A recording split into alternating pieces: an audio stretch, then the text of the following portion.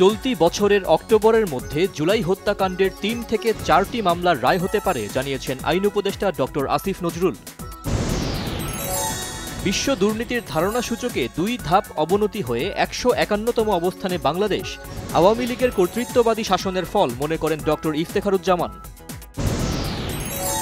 গাজীপুরে ছাত্র জনতার ওপর হামলার মামলায় সাবেক মন্ত্রীর আত্মীয়সহ গ্রেফতার ১০৭।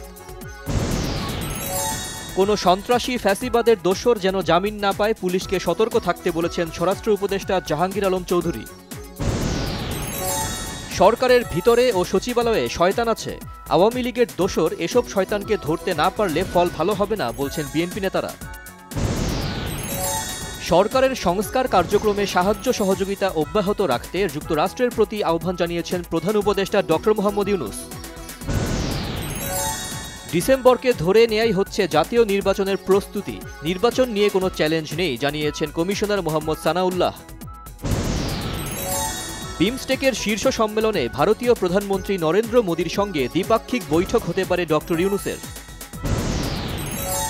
সংস্কার ও বিচারের সংস্কৃতি বাস্তবায়নে দেশবাসীর সহযোগিতা চেয়েছেন যুব ও ক্রীড়া উপদেষ্টা আসিফ মাহমুদ। জ্ঞাত আয় বহির্ভূত সম্পদ অর্জনের অভিযোগে দুদকের মামলায় গ্রেপ্তার দেখানো হয়েছে সাবেক মন্ত্রী কামরুল ইসলামকে। জুলাই আগস্ট হত্যা মামলায় সাবেক মেয়র আতিকুল ইসলাম সহ ৬ জনকে ১৭ ফেব্রুয়ারি হাজির করার নির্দেশ আন্তর্জাতিক অপরাধ ট্রাইব্যুনালের। সাংবাদিক দম্পতি সাগর রুনি হত্যায় বিগত সরকারের উচ্চ পর্যায়ের অনেকে জড়িত বলে জানিয়েছেন সুপ্রিম কোর্টের আইনজীবী শিশির মনির। চাকরিতে পুনর্বহাল সহ ৬ দফা দাবিতে কেন্দ্রীয় শহীদ মিনারে অবস্থান কর্মসূচি পালন করছেন চাকরিচ্যুত বিডিআর সদস্যরা। বছরের পর বছর, দশকের পর দশক ধরে যে বৈষম্য চলে আসছে সেই বৈষম্য শুধু প্রাণের বিনিময়ে দূর হবে না বলে মন্তব্য করেছেন সংবিধান সংস্কার কমিশনের প্রধান অধ্যাপক আলী রিয়াজ। জ্ঞাত আয়ের বাইরে সম্পদ অর্জনের অভিযোগে কামাল আহমেদ মজুমদার ও তার ছেলে শাহেদ আহমেদ মজুমদারের বিরুদ্ধে মামলা করেছে দুর্নীতি দমন কমিশন। এমন ব্যবস্থা করতে হবে যেখানে টিসিবির পণ্যের দরকার হবে না বলেছেন বাণিজ্য উপদেষ্টা শেখ বশির উদ্দিন।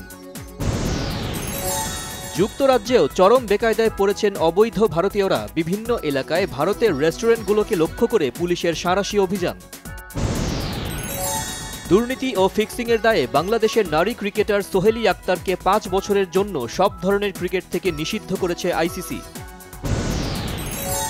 বিদ্রোহী ১৮ জন ফুটবলারকে বাদ দিয়েই নতুন ৩৭ নারী খেলোয়াড়দের সাথে চুক্তি করেছে বাংলাদেশ ফুটবল ফেডারেশন।